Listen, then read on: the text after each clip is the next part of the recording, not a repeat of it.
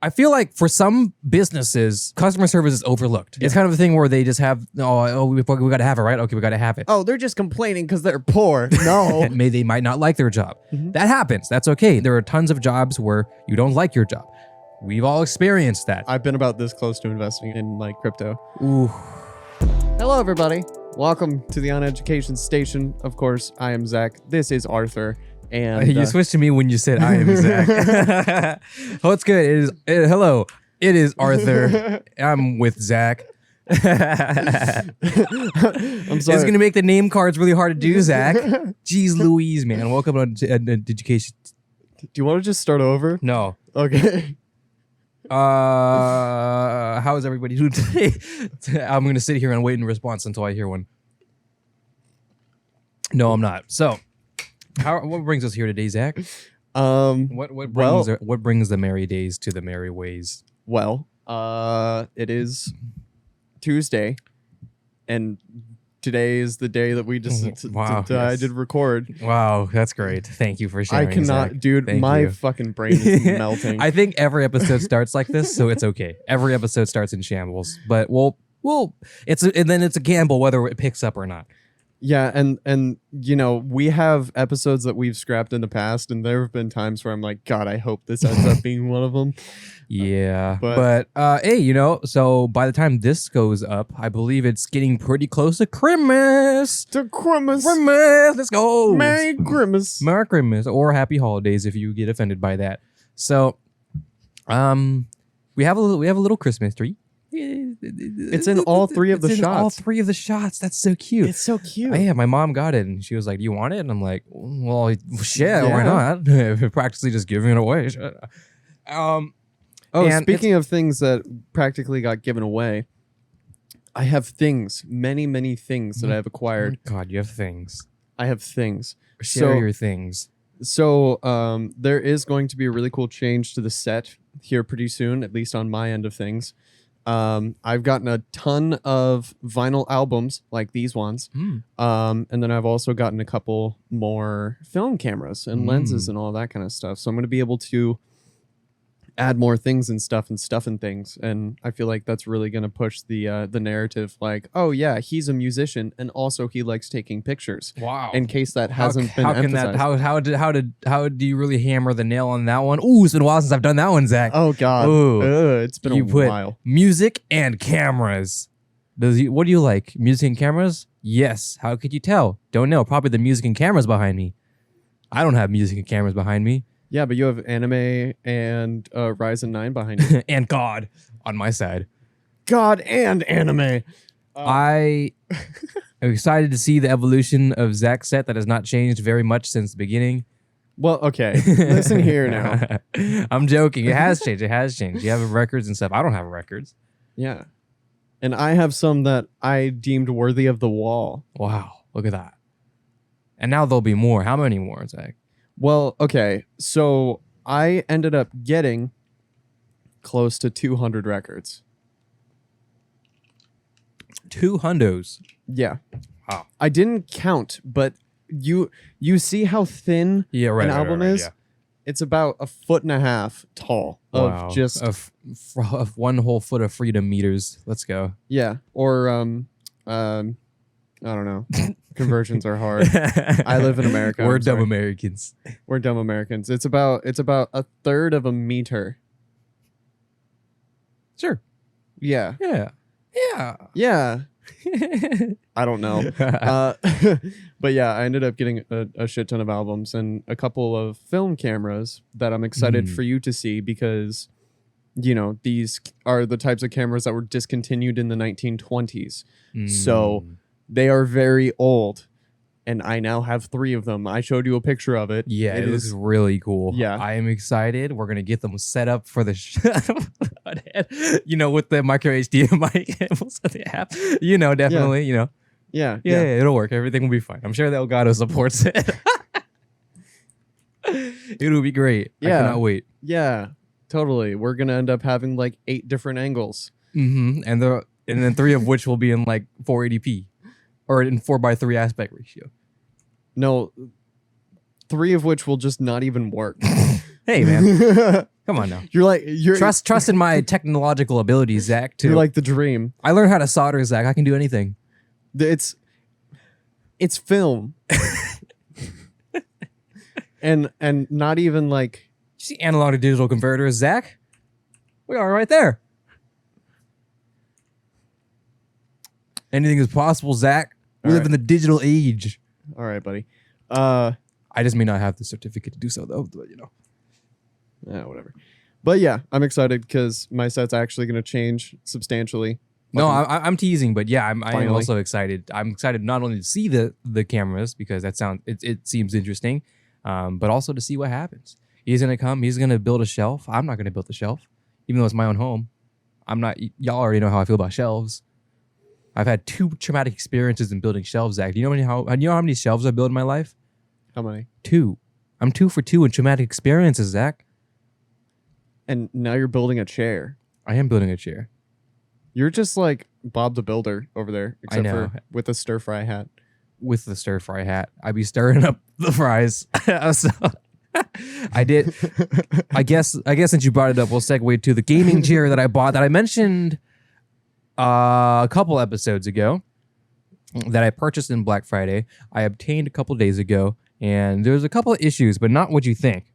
Okay, so all right, here we go. First of all, preface this: I did get a Razer gaming chair, but this is a good story. Okay, I had issues, but this is a good story. Shout out to Razer, I suppose, for you may have really expensive products, but all right, great people. Anyways, so. To recap, rewind time. Oh, that's hot. So I obtained Too far back. I obtained a Razer gaming gaming, right? I obtained a Razer Isker chair, which is one of their I think they're higher chairs, I believe. I think they have an N key, but I don't know if that's lower or not. I don't know the product stack. I apologize. But Razer doesn't sponsor the show, so I don't care. But I will say, so that episode we talked about justifying our purchase decisions and our very poor purchase habits, and now today this is going to be justifying the purchases that we've obtained that we've done. Before it was justifying wanting to buy. Now we're justifying the fact that we've bought it. Okay, that's what this episode will be. So, all right. Okay. I'm sorry. I have to interrupt for just a moment. Go ahead. Please do. I find it so funny how like a couple of episodes ago we were sitting there talking about how like you can find stuff for cheap, and it's like you'll find some really cool shit, and then you're just like, you know what, I'm gonna spend $350 on a fucking chair. Okay, but here's the thing, Zach. But if it's a good chair and it's $500, but it's on sale $150 off, Zach, that's a lot. That's about 30 or so percent. That's a lot of percent. That's pretty substantial, Zach. And when you get to our age, Zach, you stop looking at how much money it's off. You start looking at the percentage, because at some point, how much money is off is negligible to like the actual price. Doesn't matter. If you buy a $1,000 TV, it's $100 off. That's pretty, $100 off sounds cool until you realize it's only like 10% off. Yeah. So you start thinking about percentages instead. Right. So when you think $150 off of a $500 chair, sure, that does sound pretty substantial until you think, oh, that's about like 30%. Yeah. That's almost half off. Almost half. They're practically just giving it away, Zach. So I bought it, right? God, you sound like my mom. Shut up. No, okay, I don't. I'm a good deal seeker, Zach. This is sponsored by blank. Not gonna do it, just in case. So I don't mean that in a condescending way, like at all. My mom is just so funny. Like she instilled into me when I was a very young age about the like finding a good deal. Like if you can find something that's a really good deal, fucking go for it, dude. And like, that's why like 90% of the stuff that I own is like secondhand. I think the only things that I bought brand new were my computer and the camera that I have now, the R6. And the only reason why I got the R6 new is because I had to make payments on it, and I don't want to do that with something that's used. Yeah, that'd be pretty rough. Yeah. Now I was taught this a little differently, but the same idea. but I was taught the value of money Right. very, very, very early. Like I wasn't necessarily with it because obviously as a kid, got my pocket change. I wanted to spend that shit. And I don't know about your family or how you did it, but did you get an allowance? Yeah. So it kind of changed as I got older. You know, it started off with like, gosh, I think it was like, there was like a chore list, and once you finish the chore list, then you know you'd get but your allowance. But you like, obtained throughout the week. a quote unquote staple income, quote unquote, of like of doing labor and obtaining $20 a week, right? Yeah, An allowance. I did not.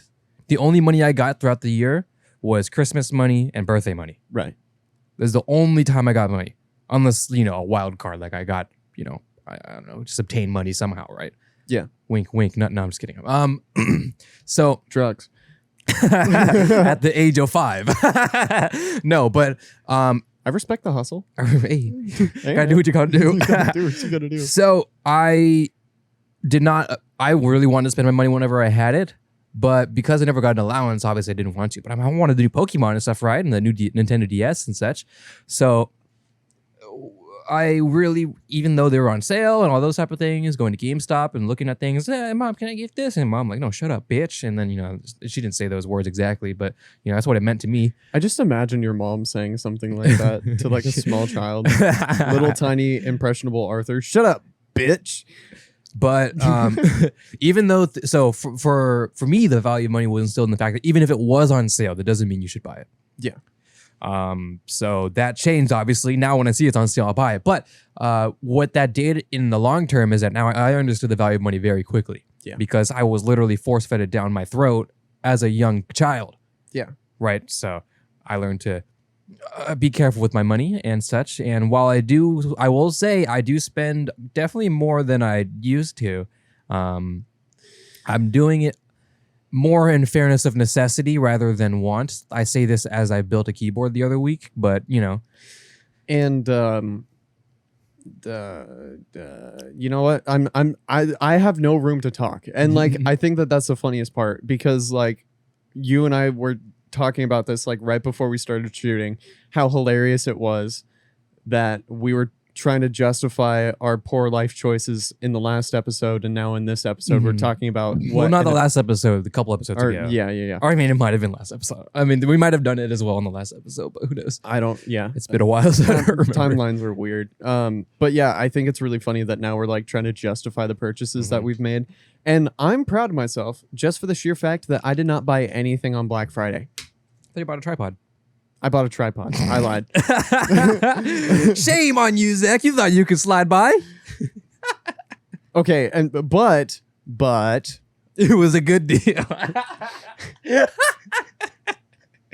was a good deal. I think it was like $20 off or something like that. It was like a $70 tripod that I got for $50, which is not bad. That's not bad. I bet.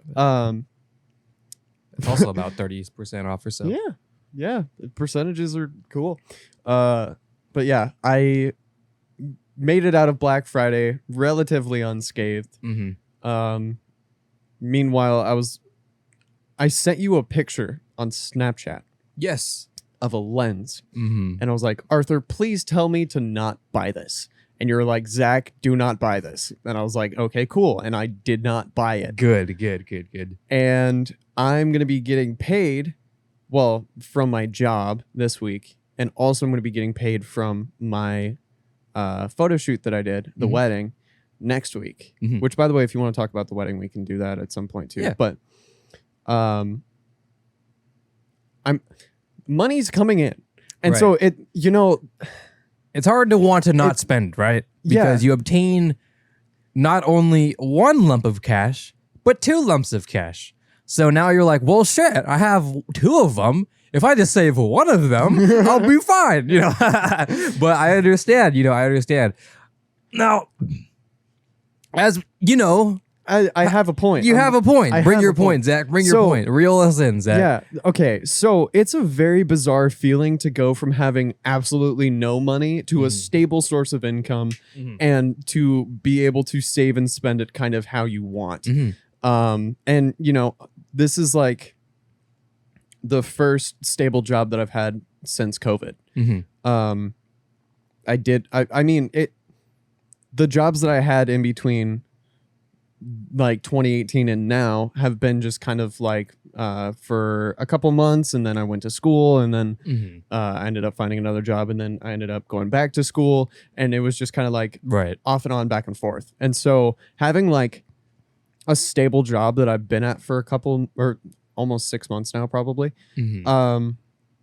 it's weird because I look at my bank account and I'm like, oh shit, I've like, and obviously this isn't even really saying a whole lot because you and I have talked about like what's actually in my checking and savings account, and it's not really anything too crazy. Right.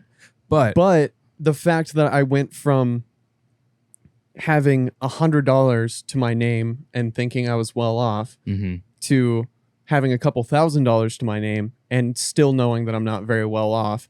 That's a sad truth. I know. Yeah, it is the sad truth. It is a sad truth. Yeah, it's not a flex. It's like literally, no, it's not nothing, not even remotely close. Yeah. I mean, you know, I still say that I'm broke because I kind of am. And I guess if I just continue to live like I'm broke, then I'll be able to save my money better. But yeah, it's just such a bizarre sensation to go into a store and think I could literally buy anything in this store if I wanted to. Yeah. It would hurt. It would be painful. Yeah. But I could feasibly do it. You could, right. But will I? Fucking no. Right. That part is a little tricky for some people, Zach, because you know that value of money has not been instilled. And that's not necessarily like, you know, me shitting on your parents for raising you bad. No, that's not. Yeah. You know, you as in the audience right now. Fuck you. No, you're not special. Get fucked. So I'm not saying that, but what I'm saying is, and something I noticed as, you know, being, you know, growing up with other children, of whether they're my friends or just people in, you know, I know in school, or even just what I know, even online friends. They talk about how, like, you know,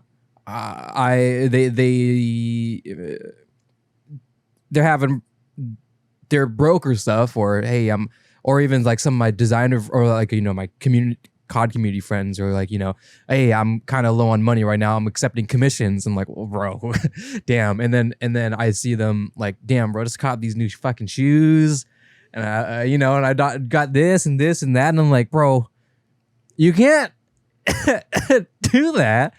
And then next, you can't say, I mean, I just caught these new Jordans, and then 3 days later, hey, I'm kind of broke.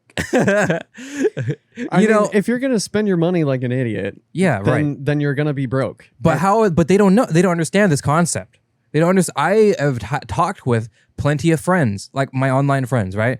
And I've talked with them, and I've tried to do my best to explain it. And I even bring up their own spending habits as examples to prove my point. Right. And this isn't out of spite or out of hate. This is me, you know, caring about my friends, right? Yeah. Like, hey, you should be careful about the way you spend, because now that you are an adult now, around my age as well, there are more things to think about and more things to consider, especially since you don't have a job.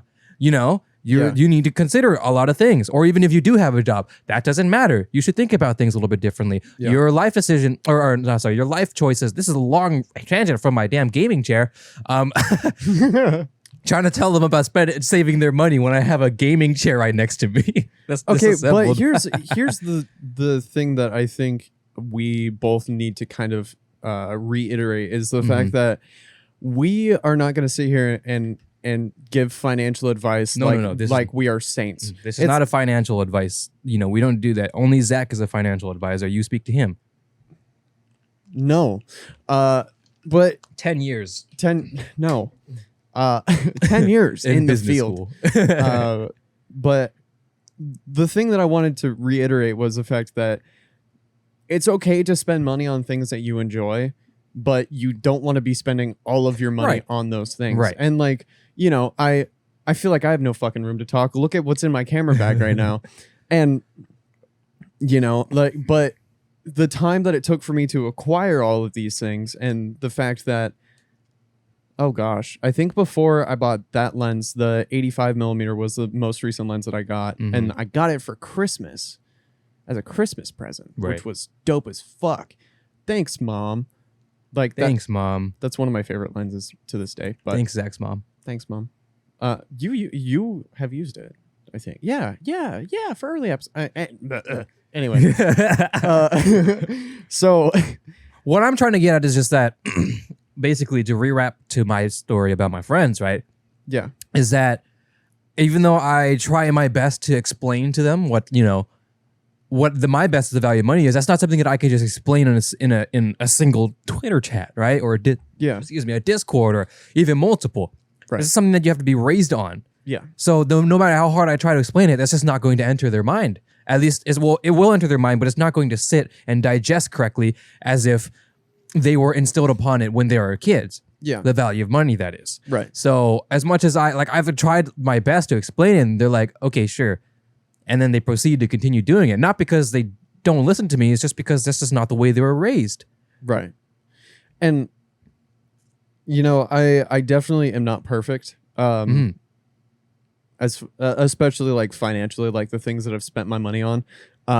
Like this tattoo, I'm okay to say this. My buddy actually paid for this and I paid him back because I didn't have the money at the time, but we all wanted to get this tattoo.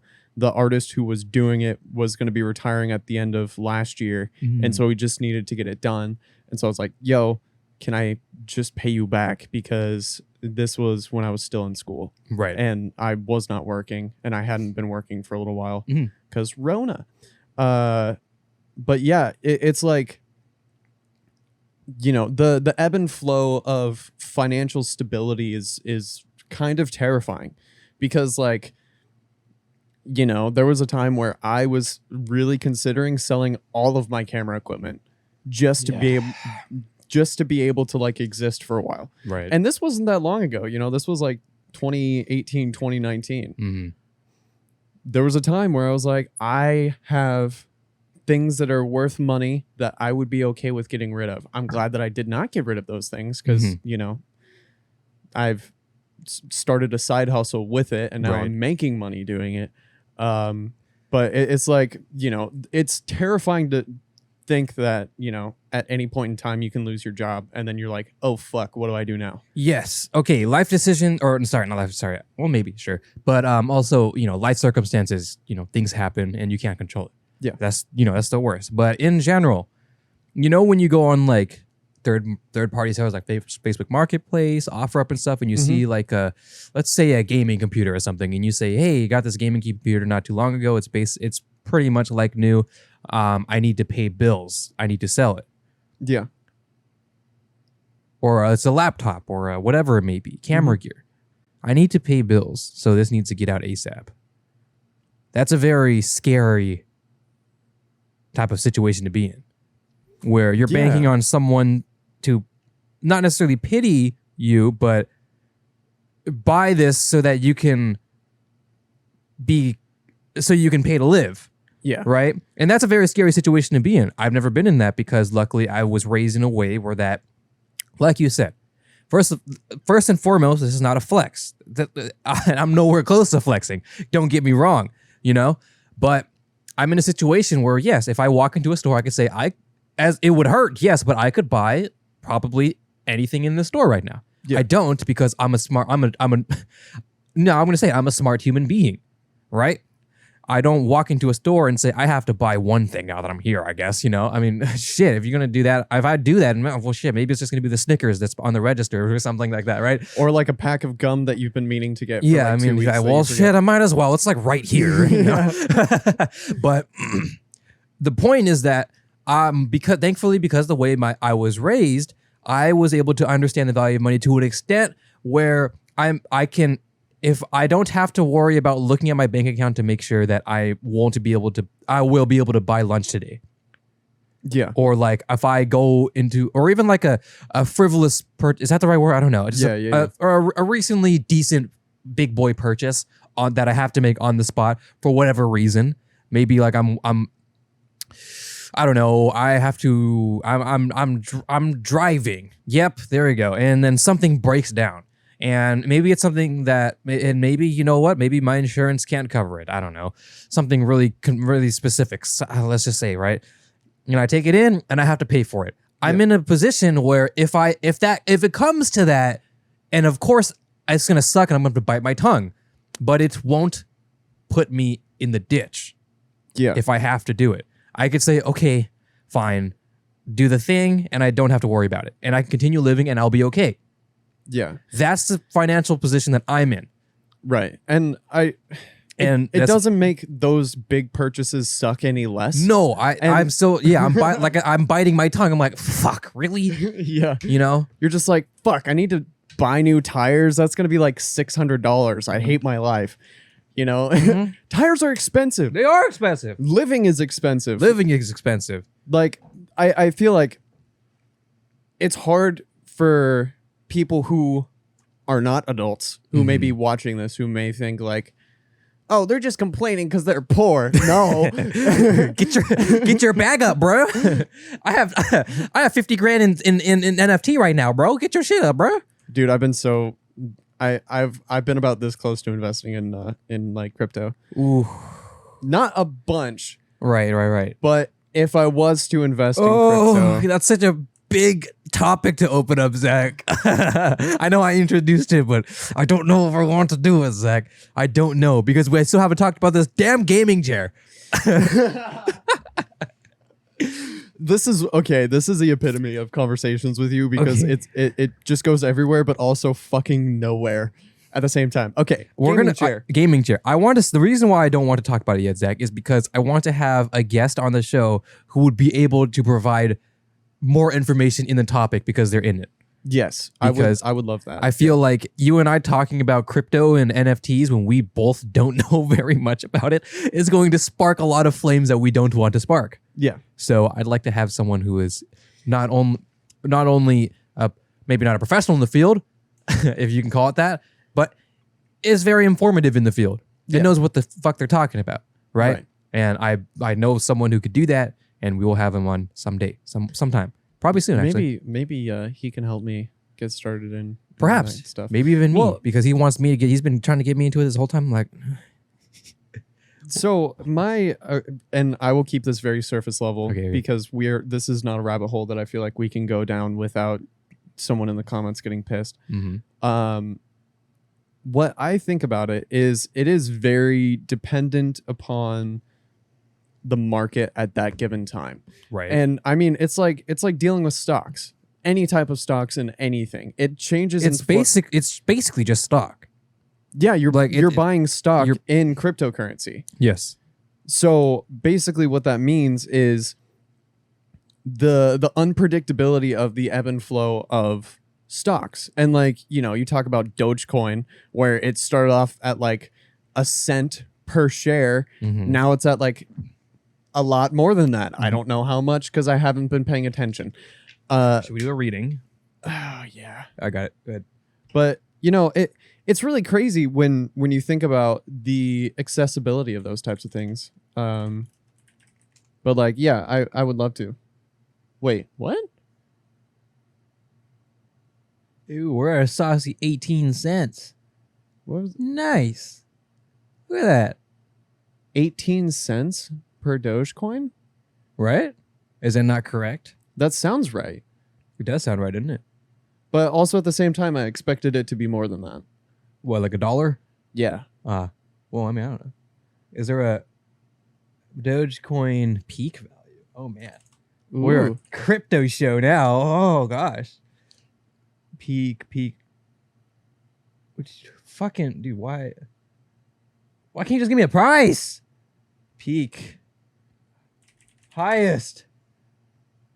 68 cents. 69 cents, actually, rounding up. Nice. Love that. Love that for Dogecoin. It started at like a cent, right? I think it was less than a cent. Less than a cent. From 1 cent to 69 cents, Zach. That's pretty good. That's pretty good. That's 69%. Right? 690%. Yeah. Increase. Yeah. See, we think about because 1 cent, 69 cents, like big whoop. No, that's a lot. Yeah. That's pretty gnarly if you think about it, because I mean, It's Dogecoin, like the memeiest currency that has ever been created, and like, it's funny, and like, I'd be willing to invest $10 in Dogecoin and get a shit ton of shares and see what happens. Just see what happens. To be part of the conversation. I think that's a lot of it, right? Is being the part of the conversation. And also, go ahead. I fucking love that TikTok and like the internet is trying to make Dogecoin a thing, and I fucking love that. Yeah, he's been doing it for a while. Elon Musk, is he still? Because I know he was, but I'm not sure if he is too much anymore. Like Elon Musk just went straight to Doge, right? Like he was just like full send Doge. I don't remember. Or it might have been Bitcoin. I think it was Bitcoin. It might have been Bitcoin. I don't know. See, I'm not see, this is the thing, right? If we enter this conversation, I don't have any information to give.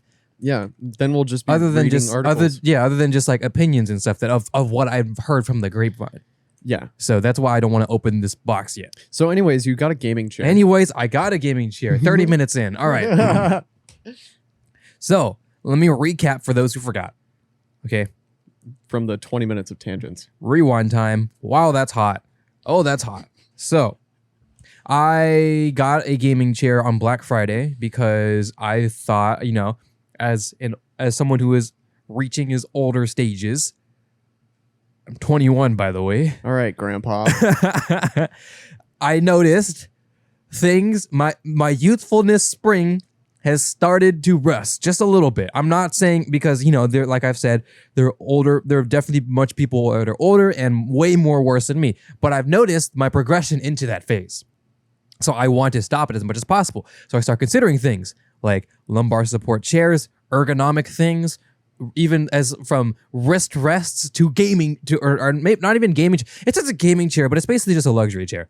Yeah, it's gaming because it's racing style because gamer, it's Razer, right? Yeah, sure, but the way it's really, I'm more interested is the ergonomics of it more.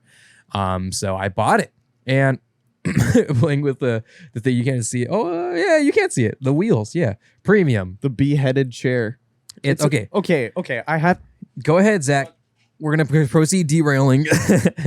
It's made out of metal. It is made out of metal. It's funny because you think that you take that for granted after using chairs basically built out of plastic or hard plastics or very light aluminum.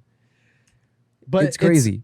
It's made out of metal. I'm gesturing to it. It's right down there. So it's a $500 chair, Zach. It's a $500 chair that I bought for $350. Yes. Which is a great deal, first of all. And I think, well, by the time, maybe the holiday sales bring it lower. I personally still would not spend $500 on a chair regardless. So I was already looking into kind of the $200 to $300-ish range. Yeah. So I was just like, okay, I'll just, let's just go ahead, I guess, because I'm considering these type of things, ergonomics, right? Mm-hmm. So my experience with this chair, I have not built it yet. I received it about 3 days ago, and I have not finished building it yet. Why have I not finished building it yet? There's something that's missing, and there's a screw. Like you screw in the screw as one does, right? Yeah. Into the thread, into the whole little hole buddy. Mm-hmm. One of the hole buddies is not exposed because I assume it's behind the fabric. It just wasn't cut in the factory. Very simple fix, right? Mm-hmm. I don't know if it's beyond. I don't know if it's back there though. Right. I don't want to rip my $500 chair to see if it's back there. Right. And this piece that I'm talking about, where I'm supposed to be screwing it in, is cosmetic. Doesn't even affect the function of the chair. But that is a malfunction or like an error in the production of said thing. And it's a $500 chair, Zach. Exactly. And I expect a lot. Like the bar is so much. If this was $100 chair, Zach, I'd be pissed and then I would proceed, right? And I would keep building it because I'm like, okay, whatever. I'm pissed about it, but at the end of the day, yes, it's a more expensive chair than a lot of people buy, but it's not the grand scheme of things the best, right? So I'm just like, fuck it, whatever. You look at the chair that you're in right now, and Zach, you're like, it's a chair. It's a chair. I'm sitting on a chair. It's a chair. It's squeaky. It's bendy. I don't care. It doesn't enter the mic, so I don't care. So in that chair was about 50 buckaroos. And from IKEA, great chair, by the way. It's a pretty decent chair. If you ever just need a decent chair. Yep. As well as this one. It's a pretty decent chair. This chair is not on the same level as this chair. He's gesturing to it. I'm gesturing to this chair, Zach. So because this is all, I spent $350, right? But that doesn't matter. It's a $500 chair. Right. So I'm talking in the on the pretense. There you go. That I obtained a $500 chair. Yes. Okay. Now that ground level has been set, even so much as a cosmetic piece being faulty is enough for me to be upset. That's fair. Yeah. You know, you can say, it's just a cosmetic piece. You bought it for the ergonomics, right? I did buy it for the ergonomics, Zach. But this is a $500 chair. I'm going to care. Yes. And the important thing is the way that you go about caring. Right. Because yes, here we go. This is going into an entirely different conversation of interacting, like the exchange of goods and services with other people. Because, no, this is exactly the road I'm trying to take. So go ahead. Okay.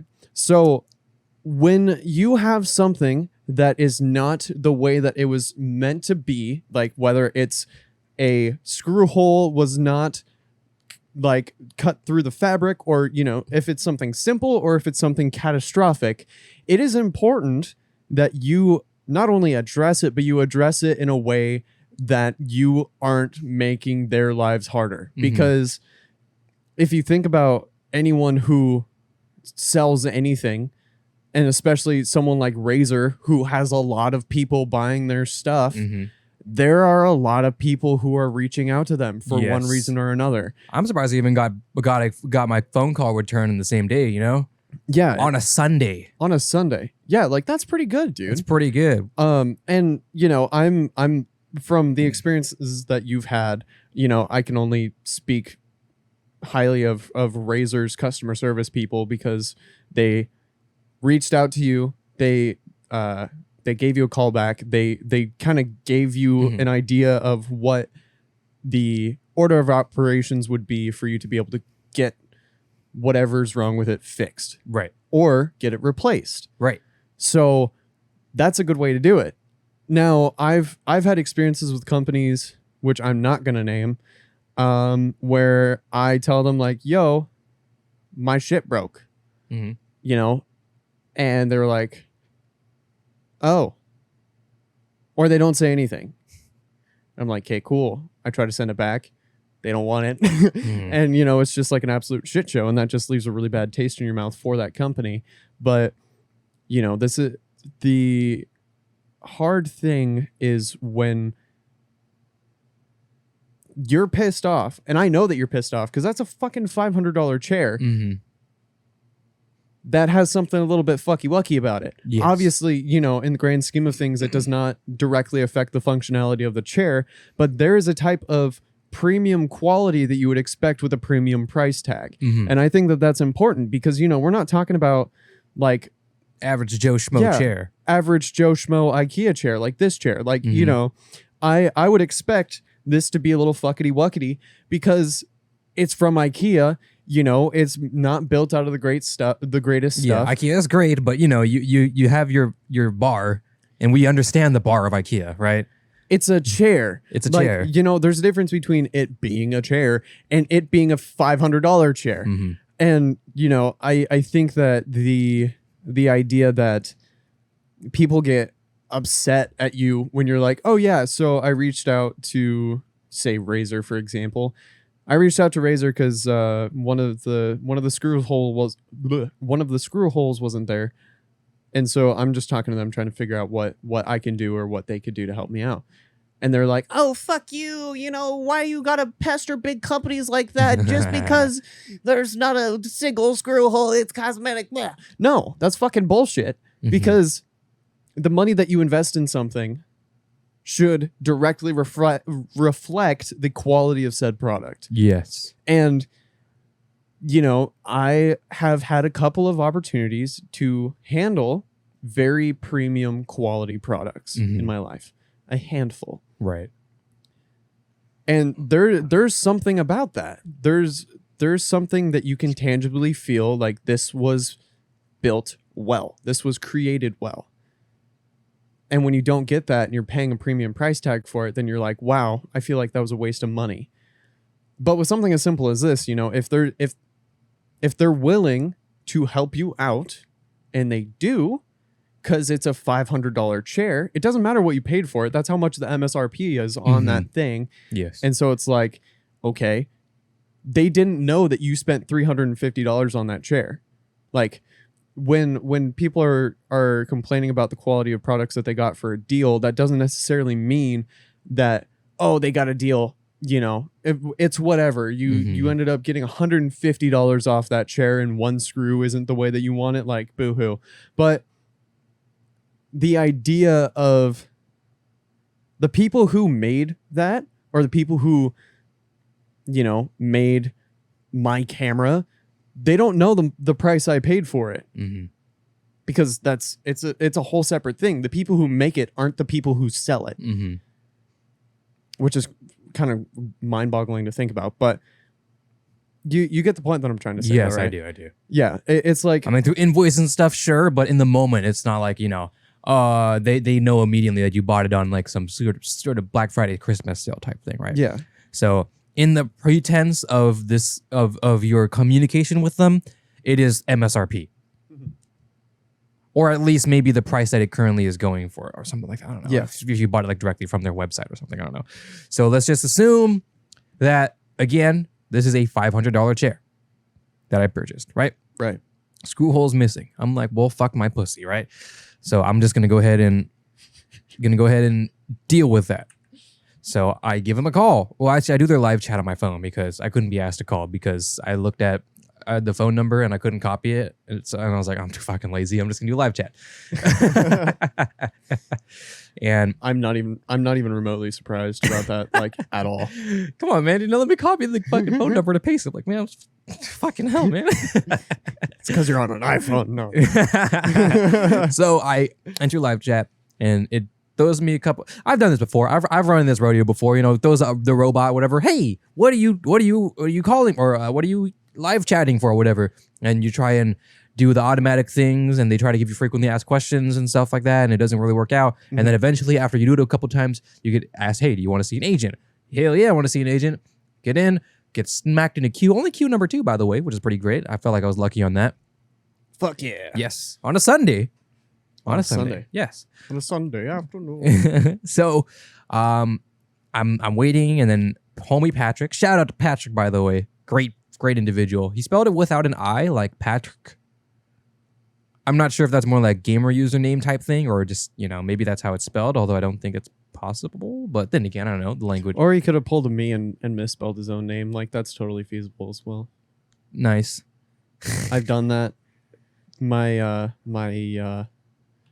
Snapchat name is my name misspelled. Nice. It's from like 2013. Anyways, my birth certificate is not Arthur, it's Arthu. Whoops. My name is Arthur. So, anyways, get contact with him. We figure it out. I send, the information, all the needs, screenshots, all that type of stuff. And he's like, all right, cool. I'm gonna get it sorted out. I'll have the correct corresponding team email you to reach out to you and get it all sorted out. And that was it. And it was like, hey, is that it? And I was like, oh yeah, that was pretty good. Oh, by the way, the app kind of, okay, so I'll bring up this additional information. The user interface on the mobile live chatting sucks. Mm-hmm. Because when let's say you type a paragraph or something, or you type a bunch of sentences, and you realize you misspelled something, you try and tap back to where that misspelled word is, and you try and delete it, doesn't work. It goes back to the end, your cursor. So you have to backspace all the way. While you're backspacing, if you backspace on a space, like there's a word, space, word, if you reach the space and you if you not even backspace, you reach the space, it skips over the space. So the space is still there? No. It's not there, but it auto deletes. Oh. So if it's like my mom, I go MOM, and then we're back to the Y. It just skips the space, so it just goes boop boop boop. Okay. doesn't sound major, but when you're typing, oh, it's so fucking annoying. When you're backspacing and type, it's so annoying. So, I brought that up and I was like, oh, but it's probably not your problem. So it's all good. And then he's like, oh, don't worry. No, the higher ups will see it. Thank you very much. I'm like, yeah, bro, no problem, bro. And then he's like, is that it? And I was like, no, it's all good. Thank you, Patrick. He's like, of course, Anuki. I use Anuki as his first name, blah, blah, blah. I was, sure, of course. And then I appreciate you. And I'm like, man, I appreciate you. And then he was like, I have a good day. I'm like, man, you have a good day. You have a good Sunday, Patrick. And then, bro, if you bring up, all right, this is a fun thing. If you can, especially in a call, if you remember their name in the beginning of the call and you end it by saying, all right, goodbye, their name. Yeah. Bro, they're gonna fucking they'll be ecstatic. I'll tell you. Dude, okay, I had that happen at work with me. Oh my god, let's go. It was so nice. It was so crazy. And I mean, in the stuff that I do at work, I end up interacting with the same clients a handful of different times, sure. especially when they're dealing with surgery and all that. And I had this lady come in, and she was so sweet. Her dog came in for surgery, and we ended up having to do 2 rechecks after that. And I was out talking to this owner for like 10 minutes, 15 minutes after the appointment. Just because she just wanted to talk to me, I guess. And then, I was getting ready to leave and everything, or like go back inside. And she was like, all right, thank you so much, Zach. I appreciate it. I'm like, she remembered my name. Like it makes such a big difference. It does. I have not had that yet, but the where I work is a little different. So there's no one, I don't give my name, and 2, if I do, probably for a reason I don't want to give my name for. So, a little different, but it's great. But that's besides the point. Just wanted to bring that up because customer service is key. And you brought that up before, right? Where you just had customer service where they just shit on you. Yeah. And that's just no good. Customer service is quite literally sucking the dick of the customer. Like that's the most blatant. I don't think literally. Not but well. I mean, depends on the depends on the service, Zach. It depends on the line of work you're talking about here. Of which then, hey, good for you. Respect. Hey, $20 is $20. $1 is $1. Oh God. So I think you need to raise your expectations a little bit, buddy. The point of it is quite literally to make sure that the customer is good. And sometimes, depending on if you work for like a really big corporation who spend, then I feel like for some businesses, customer service is overlooked. Yeah. It's kind of a thing where they just have, we got to have it, right? Okay, we got to have it. You can tell the difference between a company like that and a company who spends a lot of money on their customer service, with high standards, training and stuff. Like there was I don't know if you watched them, but Gamers Nexus. I have not. You have not watched them, but you know them, right? Yeah. Right. They do like super, super sweaty, nerdy stuff on computer stuff, right? Okay, cool. They have a series where they undercover buy pre-built PCs. They evaluate them. They might create maybe their own issues that could happen during shipping or manufacturing or whatever, and they contact customer support and see what happens. So I have seen Linus Tech Tips do something similar. Yes, Linus has done this as well. Yeah, and it's a very interesting concept, and it's really cool when you see those companies that are just so on it, and they are like so diligent in the way that they interact with their customers and all of that kind of stuff. Like it's just so satisfying. It is because it's like, I try to make it so that every interaction that I have with like anybody, whether it's for like a problem or anything like that, I try to make it really pleasant because I know that there's a person on the other line, and I know that they probably don't like the things that they do for their job, especially when they're dealing with customer service. And so I try really, really hard to make sure that it is a really pleasant, positive thing. Like I remember there was a restaurant over in Battleground that they ended up accidentally double charging me. Oh, you mentioned this before. Yeah. And we went through the whole thing, and I was like, hey, listen, don't worry about it. And my dad was sitting there telling me like, why don't you just go through the bank? And I was like, well, if I can get it done through the people who actually started the problem, as opposed to getting someone else involved, who has nothing to do with it, then it's just like, it gets really muddy really fast. And so I just decided to be patient, and I was like, you know what? If this problem is going to be resolved, the proper way, then I'd rather do it that way. And if all else fails, I can't go through the bank and do all that kind of shit. Yeah, but come on. Like no one's like, oh, you're bullying me. Let me get my dad. He'll tell you. He'll beat your dad up. Like, well, no, let's just figure it out. Like, yeah, come on. Yeah, we're adults. We're adults. Yeah. It's just not. As someone who works in customer service, experience good customer service. I have a bar for customer service. You don't have to be like this. Hi, how was your day? You don't have to do this, right? You don't have to, at least acknowledge the fact that I'm a human being and want to get the problem sorted. Yeah. At least to that extent. I can respect that because at the same time, like I've explained, sometimes some customer service jobs, if it's a company who doesn't care about it, it's just another job and might be a job someone doesn't really care about. So they obviously they might not like their job. That happens. That's okay. There are tons of jobs where you don't like your job. We've all experienced that.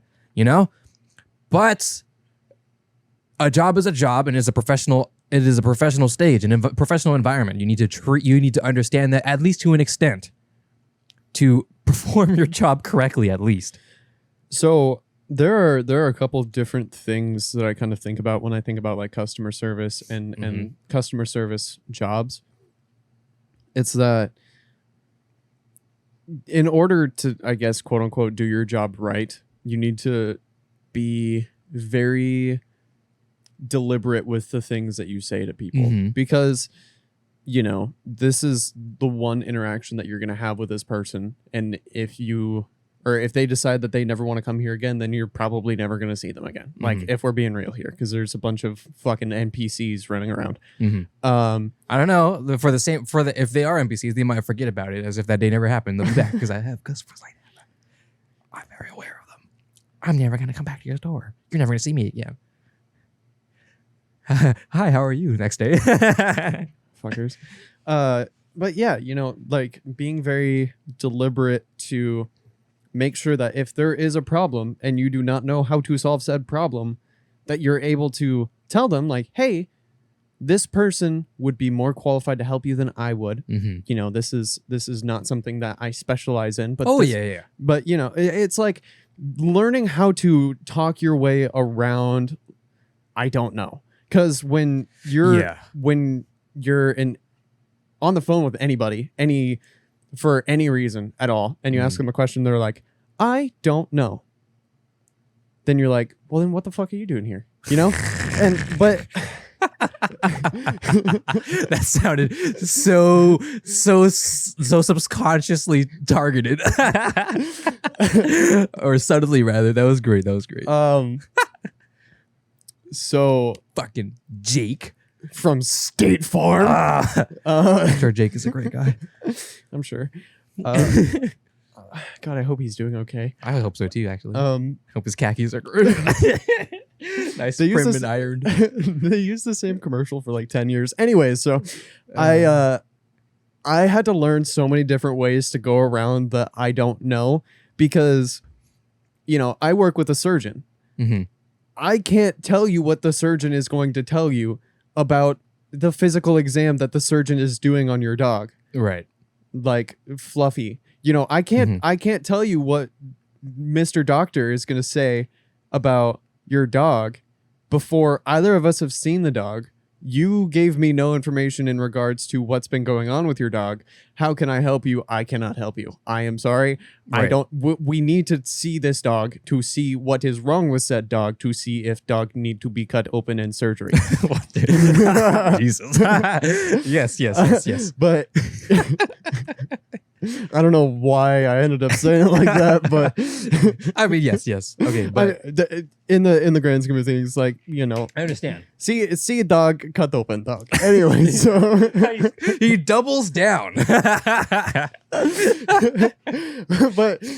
I get asked all the time. I get asked a bunch of questions that I physically cannot answer, and so I say, oh yeah, the surgeon would definitely have a better understanding of what this might look like, what the next couple weeks might look like, and I can bring it up to him and address it to him. But this is something that he would definitely have a better idea of than I would. Yes.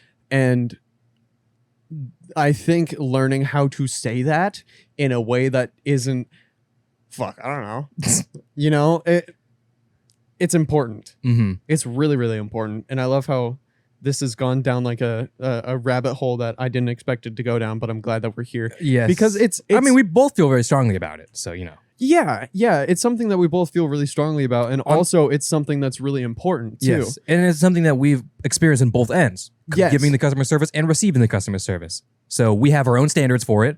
And as well as our own experiences, good and bad. Trauma. Jesus.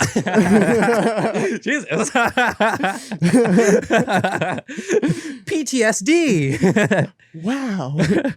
Yeah, but I mean, even outside of Oh God.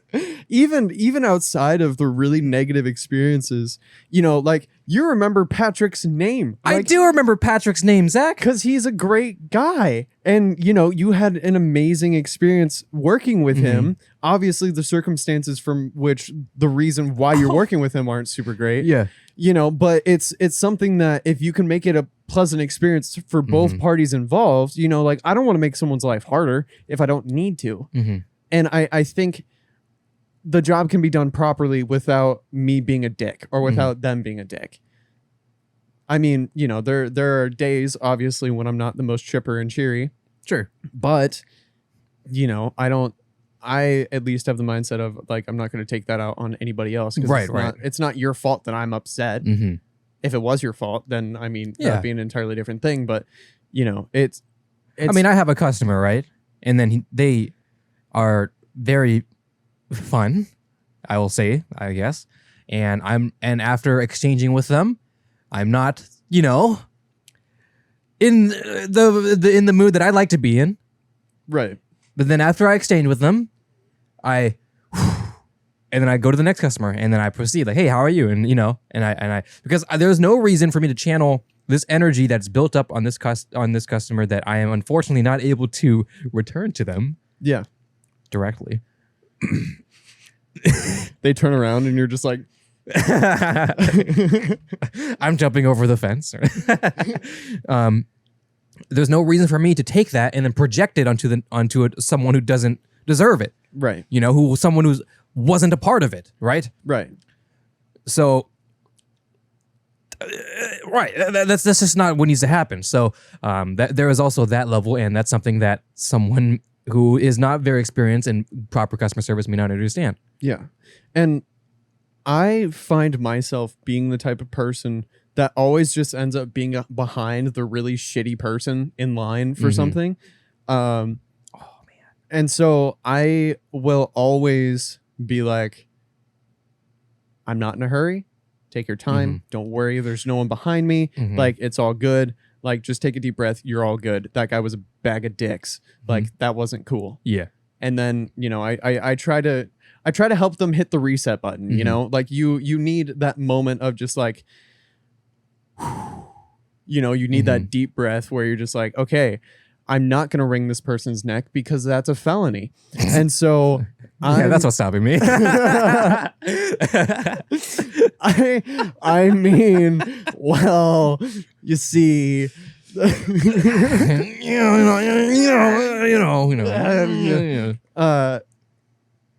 being able to be that person that's just like, you're all good, don't worry about it. Like I was at a Starbucks inside of like a Fred Meyer, like one of those. Ooh. And Saucy. there was like Those customers this are old bickering couple who were just sitting there like yelling at each other and like stressing out the poor barista who was behind the bar. And I was like, I was the only person next in line. And so, she seemed a little frazzled. And she grabbed my order and everything while she was still making theirs. And, they were just asking a bunch of really stupid questions and just like putting a bunch of mental strain on this poor person. And so I told her, I was like, hey, listen, I'm not in a hurry. You're all good. You can slow down a little bit. We're good. Yes. And, I could tell like it helped a lot to just kind of have that person that was not on their ass about everything, because there are people who will just go and just test your patience the entire time that you interact with them, because they have quite literally nothing better to do. Yeah. And they have no patience. They have no patience. I mean, they can be doing all sorts of things. They can be, I don't know, maybe community service, or maybe picking up the trash that's behind them, or raising their kids, but instead they want to sit here and bicker with you, you know? So yeah, you know. yeah, and like, you know, I'm definitely happy with being able to be the person who's just like, oh yeah, you know, you're good, you're all good, don't worry about it. And I can see the customer service stress. You know what I'm talking about, because of course, it's a very, very specific thing, and you only really see it after you've worked it. And it's just like this not necessarily this state of panic, but there's just so many things going on at one time that they're just running around like a crazy person the entire time. And so being able to be... That's been me. Yeah, that's been you. Yeah. And so when I'm able to just kind of like let them slow down a little bit and just be like, okay, we're good. It's fine. Everything's fine. I'm sorry I just breathed on you. It's okay. But... you know, being able to help them slow down and just relax and compose themselves. Because, like, I know how frustrating it can be to just have one thing after another, just one impatient person after another. I worked at a Chuck's Produce. I know what that looks like. I had a pizza thrown at me. Yeah. Yeah. And I did you throw it back? No, I didn't fucking throw it back. Damn. I wanted to. I would have thrown it back. Dude, the reason why I name dropped Chuck's Produce is because I have a very particular opinion about them. All right. Is that something you want to get into? I mean, or is that something you just want to summarize and proceed? Well, I can summarize and proceed. The way they did not train very well. Like, they were just like, good luck, have fun. And you know, they were putting me in constant situations where I was not, or like I should not have been. Now, is this representative of every Chuck's? Probably just the one you went to? Probably just the one that I went to. All right. So, I mean, I'm not going to throw the whole chain under the bus, but like this one store in particular, like I went back for... like I kept going back for a short period of time because I knew people who worked there, and I was just saying what's up. And they were like, I'm dying inside. And I'm like, I know, I feel your pain. I'm sorry. And so, yeah, it was just like really, really brutal. All right. Anyway.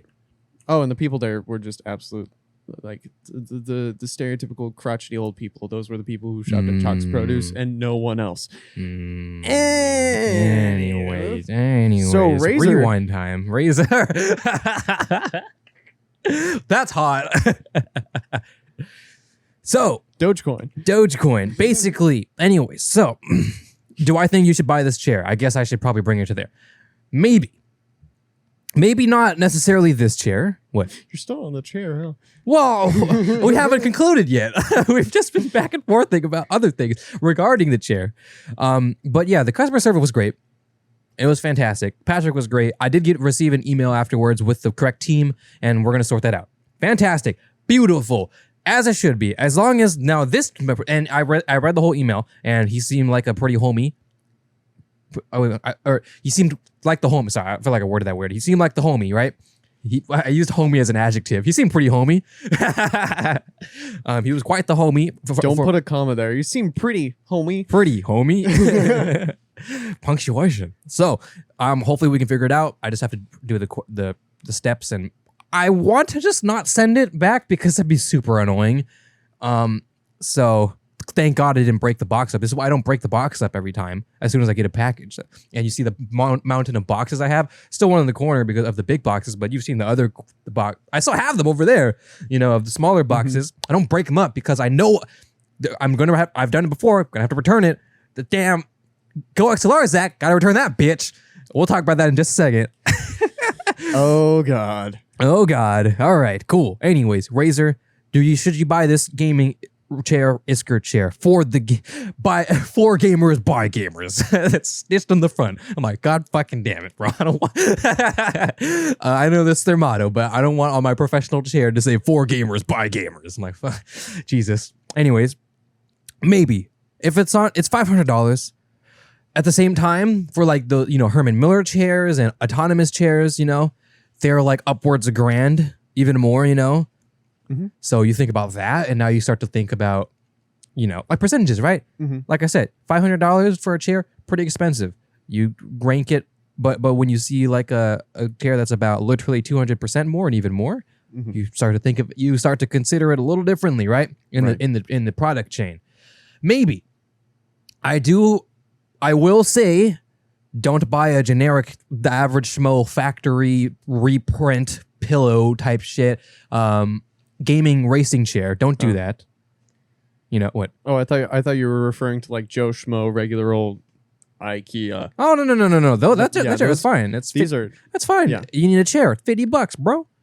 It's a chair on wheels. Shit, bro. It changes heights. That's all it needs to be. Oh, if you just need as it goes. if you just need a chair, then you get something like that, or you get something like this. If you want a ergo chair, I recommend that over a gaming chair. That may think it's ergo, but just because you have a racing style gaming chair that basically one factory produces and you slap your brand on it and it's shit, and you're basically just, after literally a week, you're just sitting on a plank of wood or whatever the fuck it is, probably just cardboard, and you slap a lumbar support pillow to make it ergonomic, it's not ergonomic. Mm-hmm. I'm sorry.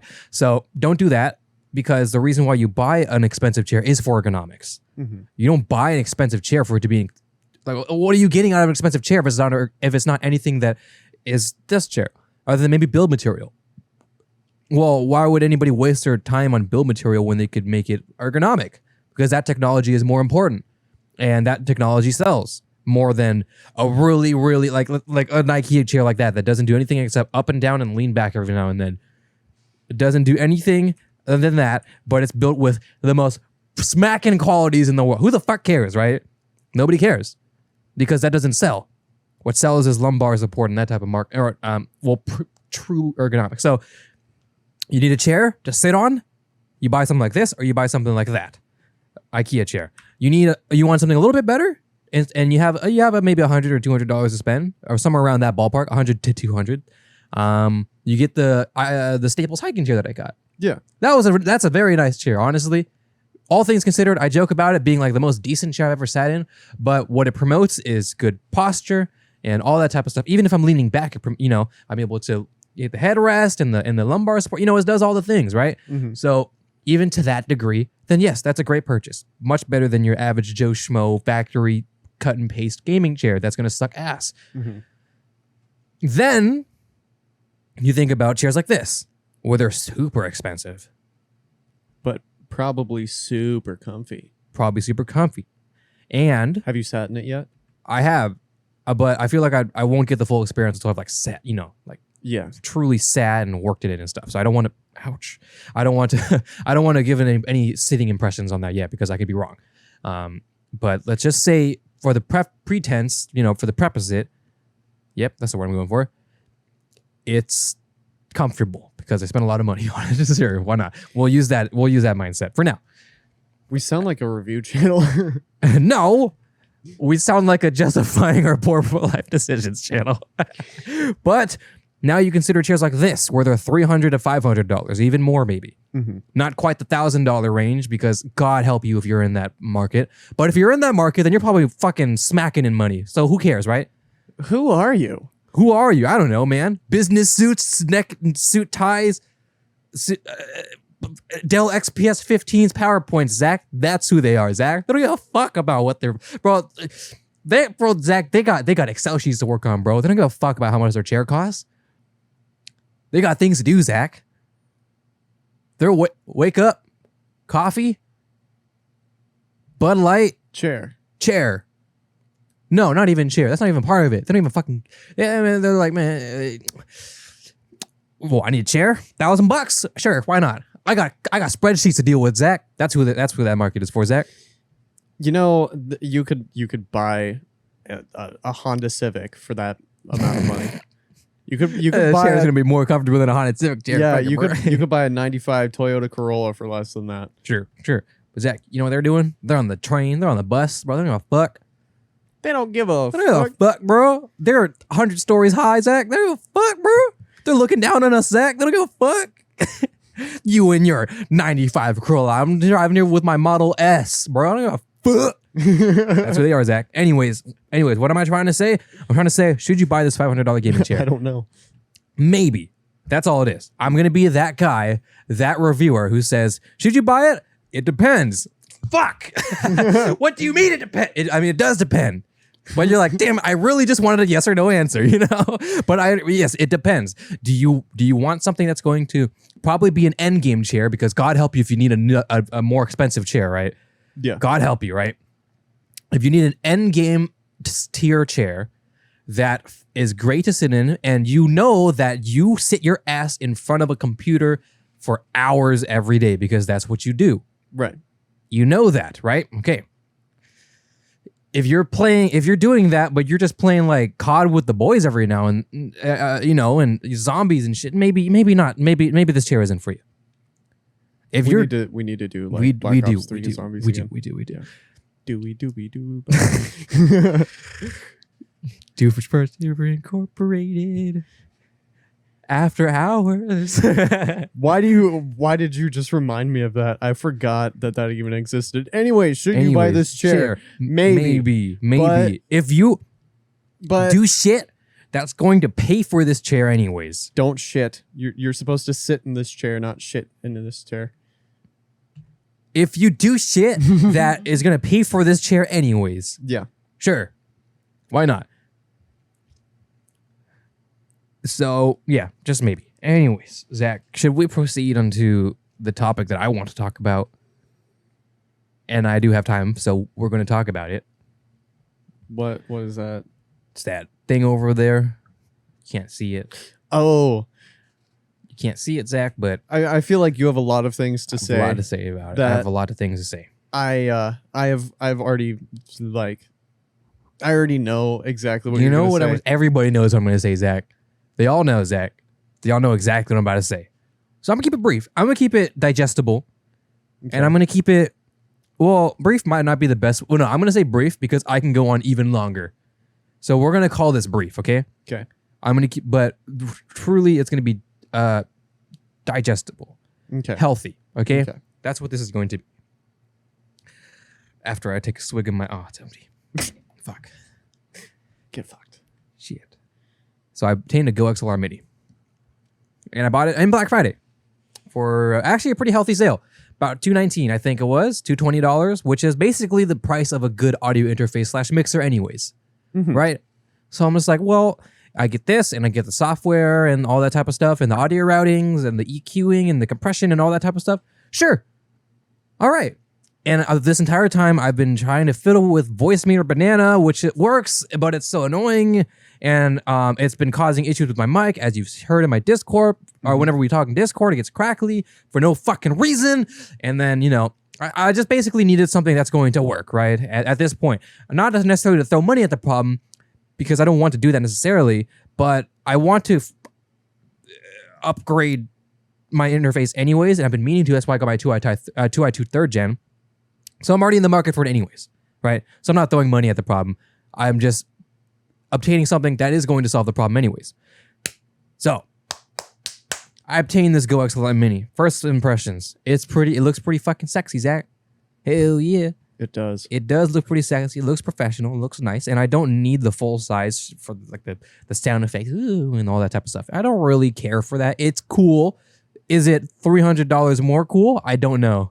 I mean, how often are you going to be like, I'm probably pretty often. But is it $300 often, Zach? See, that's debatable. Anyways, if you purchase one for your Twitch stream, shame on you. So I'd do it for the meme, just for Discord. $300 meme? Ah, fair. Yeah, that's not what I'm saying, Zach. Anyways. So I bought it, Zach. It is $300 MSRP, but since I bought it on sale for $200. No, actually, no. I'm not even gonna use that as a defense because we talked about it. It's a $300 product. Yes. I'm going to evaluate it as if someone bought it MSRP for $300 or so. Yes. Okay. First things first. I'm the realist. Plug in my headphones, Zach, and I plug it and you know what happens, Zach? I plug it in and it sounds like this. I'm like, okay, all right, let's think about this. Okay, maybe the preamps just aren't as good as the 2i2/3 gen, which is a great thing. Mm-hmm. It's a great. I'm not replace. I am going to be replacing it for one of the things that I'm the Go XLR or the Wave XLR that I recently bought. We'll go into that in a second. I'm not buying those to replace the 2i2/3 gen because it's bad. It just didn't suit what I ended up needing it for, which is software fun stuff for a nicely built, phenomenal. I don't know if I said that word, weird. Phenomenal audio interface. 2i2/3 gen. Probably even the solo, honestly, for just the one input if you don't need two. Beautiful interface. All right. Besides the point, let's talk about this Go XLR. It has grounding issues, which means it's not. This is where I'm hearing, right? I'm hearing right now is interference, because yes, I do have a lot of things. Like I'll have a lot of cancer beams floating over there, right, Zach? Like I have lights, I have Bluetooth, I have a wireless mouse and a wireless keyboard, and another keyboard with a USB and another mouse. I have an RGB strip that's wireless, or not wireless, sorry, but I can control it. It is Bluetooth, right? So I can control it with my phone. So it innately, is a part of that wireless 2.4 gigahertz ecosystem, right? Or whatever gigahertz it chooses to be in. So it's, there's a lot of RF bullshit going on there. So yes, sure, that's fine. So if there was a little bit of hissing, then I will bite my tongue and deal with it. Although the 2i2/3 gen had no hissing, it was non-existent. So that means it had good preamps. Nice. Despite all the cancer beams floating, it was fine. So XLR, it was kind of hissy. I'm like, okay, whatever. And then I turn on my RGB light, and then it goes from to. I'm like, oh fuck me, dude. And that's going to be a problem with grounding because it's not able to. It's not able to. I don't know the science of grounding. I'm sorry, I never really cared to understand it. But if you handle anything electronic, you understand the general understanding of it and the fact that electronics should be grounded. So it even came with a cable with like this little attenuator buddy. I don't know if that's really what it's called, but like the little thick buddy on the wire. That's supposed to help with interference blocking. Or yeah. Didn't fucking help. Of course it doesn't help. And I'm like, okay, is this just something I'm going to have to sit here and deal with? Is this something I'm going to have to bite my tongue and say, I can deal with this, along with, because I really need this audio routing, this interface that can do EQ and all that type of stuff. Am I going to bite my tongue for all of that? I'm not sure. Let me try it. I did the stream with the keyboard stream. That was not pretty. Oh my Lord. That was not pretty. But you couldn't tell because I was hiding the pain. I was just having fun talking in Discord, had music playing, so that also helped block it. So I was just like, okay, I'm just going to pretend like my ears aren't being pierced right now. Because also, remember this is something that some people may know, but they may not know. And I don't know what the hell to look this up because I have not found it, but I know it's a thing and you've experienced it as well. You're listening, right? And you hear a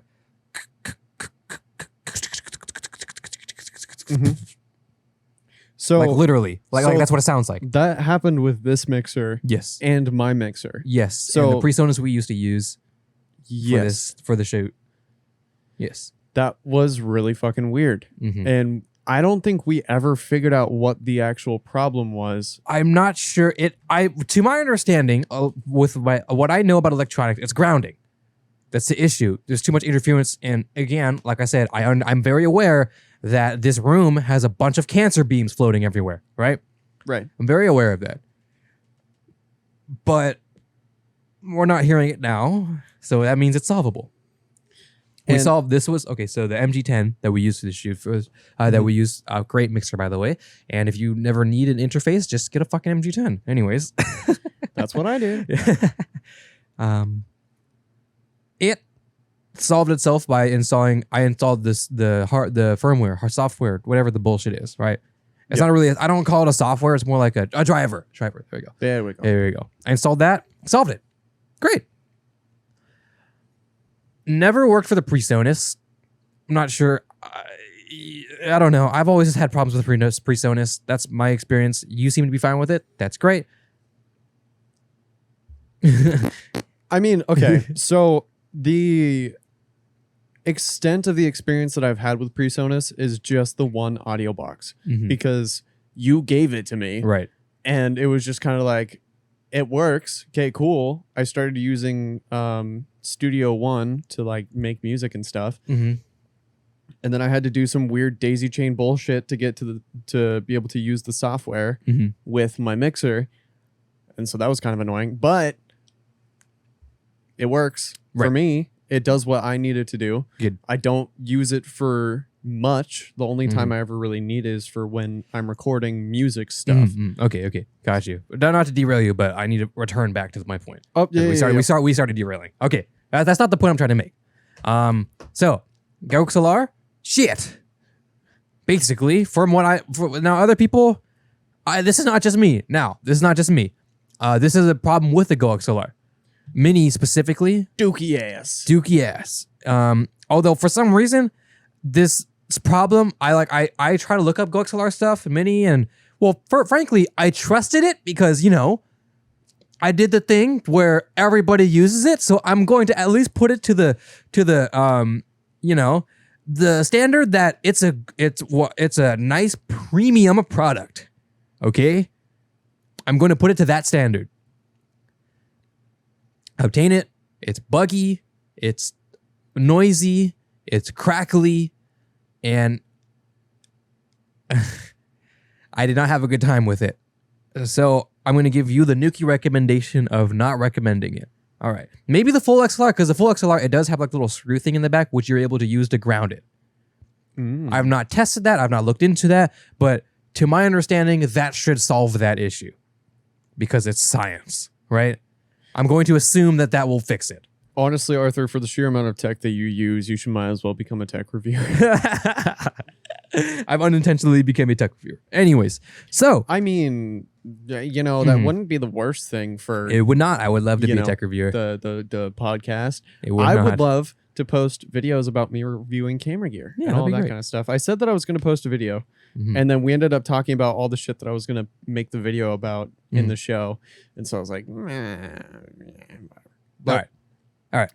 Anyways, so I'm still stuck. Basically, my entire goal is to graduate from Adobe Audition, which I use, which is a great way, by the way, to process your microphone live, if you know what you're doing. But it adds a lot of delay, and it's not the end of the world because in OBS, you can set different delays and stuff. Problem is that's really annoying, and it's different numbers for like literally everything. So you have to really account for it, and you're trusting that the USB interface is not going to change ever so slightly and throw off the numbers at any point. Okay, especially if you're me and you have USB hubs connected to USB hubs connected to USB hubs, which is not ideal. I understand it's not ideal. But I plug these into my computer, so it shouldn't matter. Anyways. And it's super convenient. Anyways, Wave XLR. That's the next solution. And you guys know how I feel about the Wave XLR and the Elgato products, the streaming products, the Facecam and the light, the lights. You guys know how I feel about that line. And I don't. First of all, disclaimer number one about Elgato: I don't hate Elgato. We're using the Elgato Cam Link Pro for the show right now. And it's fantastic. It's great. Look at us switching cameras. Isn't it great? Fantastic. Yay. So easy. Make my life so much easier, Zach. So, I even got the HD60S Plus. That's what it is. Which is like a beefy cake version of the HD60, which I have. I'm going to use it for capturing things whenever I get a Switch, because I want to switch, because I want to play the new Pokemon. Elgato makes great products, Zach, right? Right. What I did not like about their streaming line that they threw out is that they're trying to enter a market of which is going to make big bucks. And that market is a bunch of gaming streamers, gaming, Zach. A bunch of those who don't know a lot about tech, and they're going to capitalize on that. I have a lot that I could say because I'm in all of those markets actively. Like, you are also a gaming gamer who games. yes, I'm a gaming gamer who also streams, who also does a lot with cameras and microphones and audio things and stuff. Yes. And you know, the kit that I have right now, like the setup that I have at home, is not bad. It is not bad. No, not at all. And I mean, granted, it's not the most elegant thing in the world, but that's besides the point. But when you have companies monopolizing on the fact that you don't know about things, like that's when I get a little bit frustrated because it's like, I would love for there to at least be some type of opportunity for there to be like a learning curve, as opposed to just like, if I spend a shit ton of money, then I won't have to learn anything. It'll just be plug and play, and I could be like, oh wow, you know, it's just like that. Just kind of that. But there are products like that, and that's fine, right? That's what Apple does. That is quite literally Apple. That's the embodiment of Apple. Okay, that's not the point I'm trying to make necessarily, but I just don't like the market that they're hitting, because they're making, you know, laptops. Sure, MacBooks, you know, they're magical and they do whatever. They do everything, and, you know, they all work together and it's fantastic. Sure. But laptops are a little different than audio equipment and working with XLR and, you know, that rabbit hole. If you're not comfortable with working on this and that type of area, then get a USB mic and never worry about anything again. Like I've said, get that. I think literally last maybe episode, I think it might have been, when we were looking at microphones. Yeah. You get that Wave 3 microphone, which includes the Wave software for audio routing and such with it, along with a nice spanking mic. And then don't even worry about it, bro. Who cares if you have XLR or not? You might be a pleb, but, you know, as you own up to it. I mean, you know, USB, it may be slightly more, I guess, elegant than XLR with just like the convenience of it's just a USB cable that plugs into your computer and then everything's fine. I think there's a lot more versatility with XLR. There is. You can kind of fidget with it more. And also, you know, since XLR has been around for a long time. Yes, but that's not the point I'm making. I'm sorry. Wait. Yeah, go ahead. I think I know what you're talking about. So if you don't... So basically, I'm trying to backtrack. Wave XLR. So they're trying to solve a problem that people not knowing about XLR and all those types of things, and so they're trying to make this like close.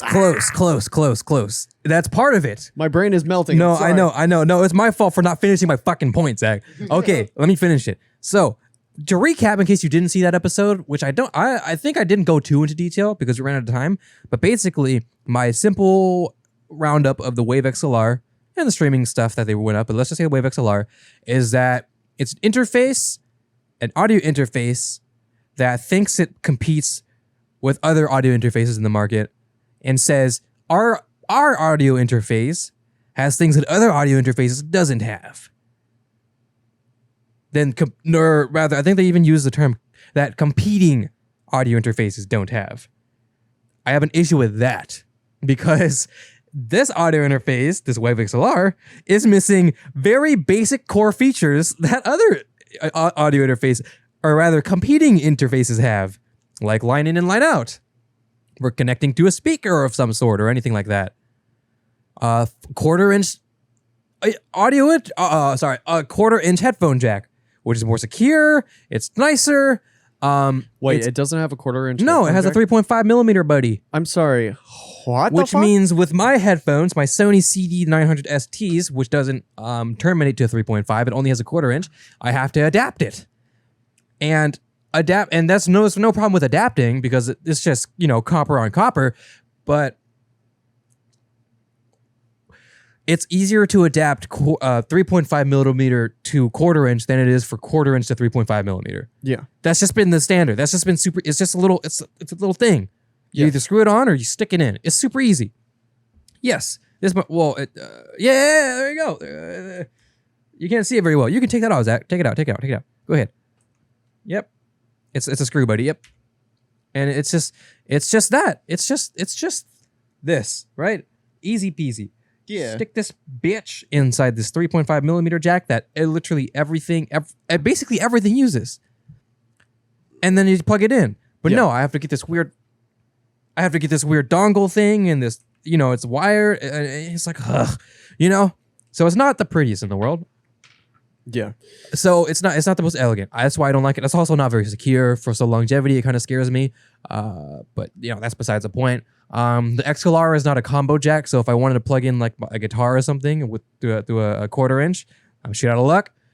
Again, maybe not what you're necessarily into, but most XLR interfaces have combo jacks. Probably not that much more expensive. And wait a minute. Mm-hmm. Does it just have XLR? XLR. Oh, that's so annoying. Okay, so combo jacks are like the coolest yet the most. If you don't know, okay. Okay. If you don't know, Yeah. XLR. It's 3 pongy boys, right? Or 3 holy boys. Yeah. Okay. Microphone that I have lying around. As one might. As one does. You see these little 3 pins right here?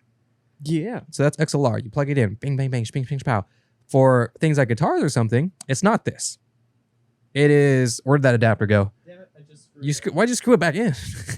I don't know. The adapter that I showed you. The adapter I showed you. I'm grabbing. Okay, go ahead. This right here. So these are obviously. Okay, God, this is learning time with Anuki. Oh God, I'm trying to hold it correctly. There we go.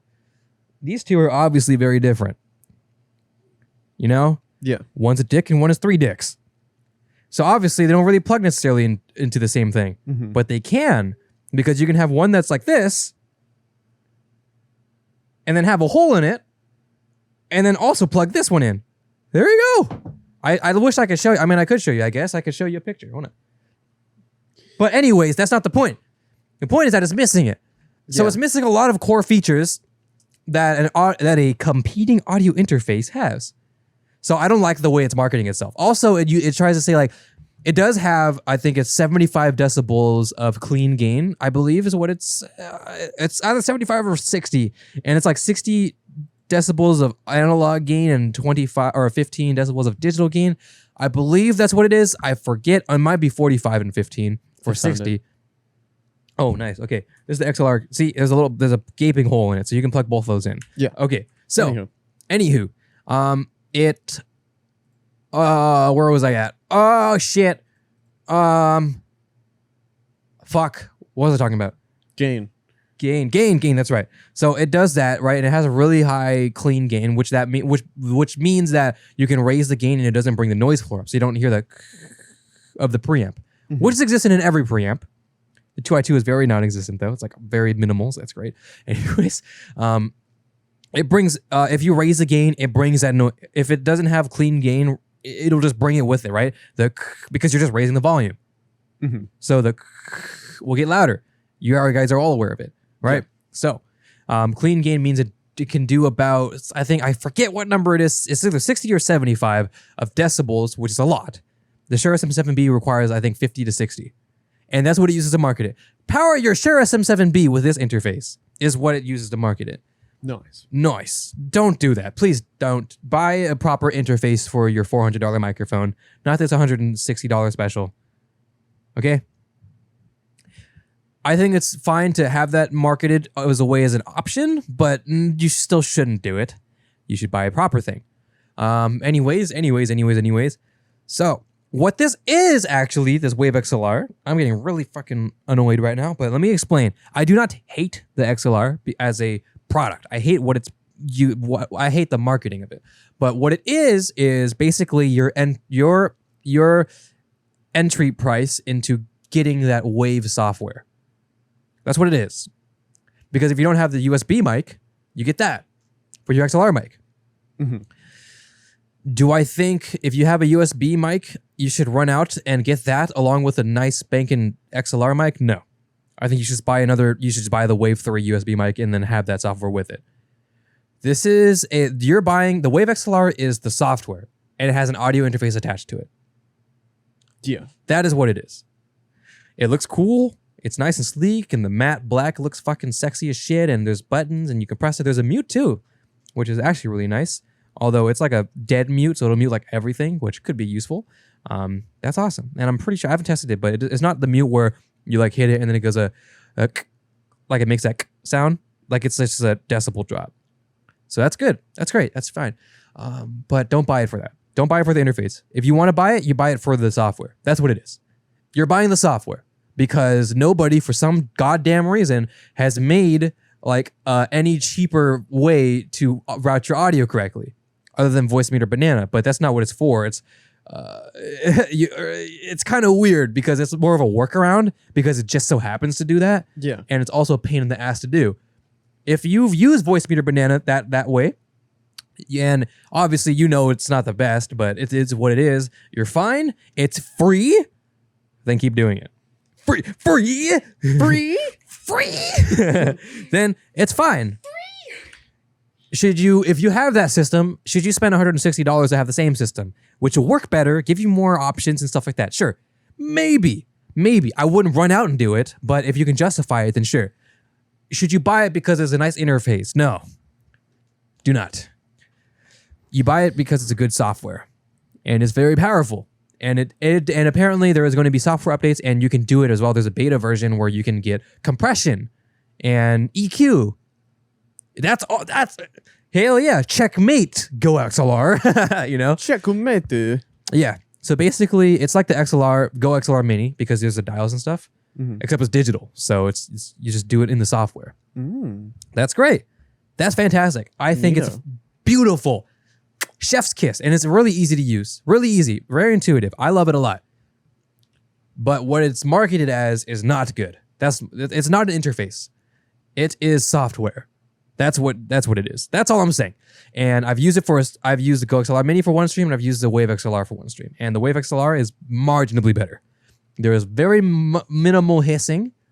And to be fair, I have IEMs, right? IEMs meaning in-ear monitors. They're headphones. They're earbuds. Audiophile type bullshit, right? And you jam them, that shit's in your ear canals, right? So I'm more susceptible.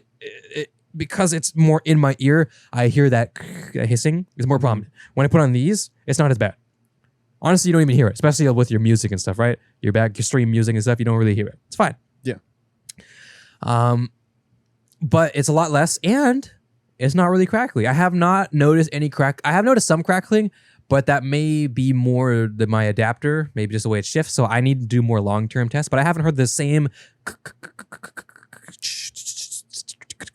that thing, which sounds stupid, but if you have an audio interface with interference, you know exactly what I'm talking about. And the USB cable it comes with doesn't have the attenuating thing, the interference blocker. Doesn't need it because it's properly grounded, probably. I would assume so because it doesn't fucking do that shit. Great. So yeah. Wave XLR, not completely all for it, but it's nice. And frankly, I needed a new interface anyways, so it kind of aligned. I would rather have kept my 2i2 3rd gen, but you know, what are you going to do? My experience is a little too specific, right? I really need that routing and I need all that type of stuff. Other people may not care about that. So I'm using an audio box. You're using an audio box. I'm content. You're content. I was using an audio box for a long time.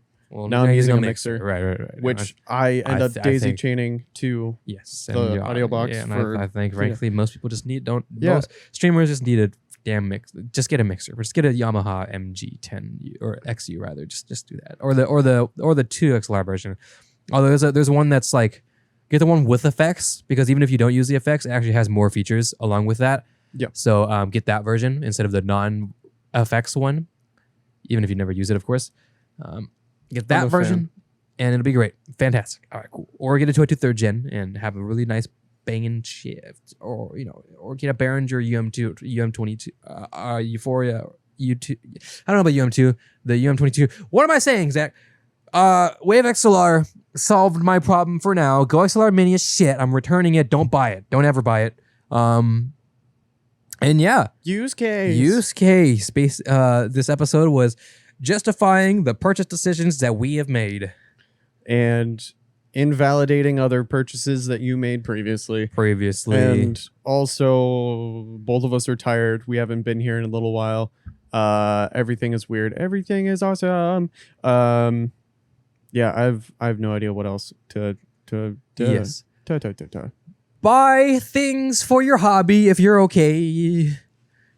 If you're able to buy it, understand the value of money. Yeah. Put yourself in a situation where you don't have to check your bank account to buy fucking lunch. Don't be me. And you'll be fine in life. You'll figure it out after that point. If you can reach that point, be proud of it. And also, if you enjoy this video, there's some buttons down there that you can press. I don't even know if I'm gesturing. Gesturing. I don't know. There's some links over here. Yeah, over here. What? No, it would just be here. Well, just below the video. I know. I was gesturing over here. Why all the way over there? Because that's where the subscribe button is, I think. Well, Wait, is down. It? Well, yeah, Yeah. here. Yeah, no, I know. Up here. It's right here. No, I'm not. Well, gonna... technically, actually, it's right here, because I have the end cards. Oh, yeah, it's actually right here. It would be super funny if it just popped. Well, I have 20 seconds to do that. Okay, to click the links. Goodbye, everybody. Goodbye.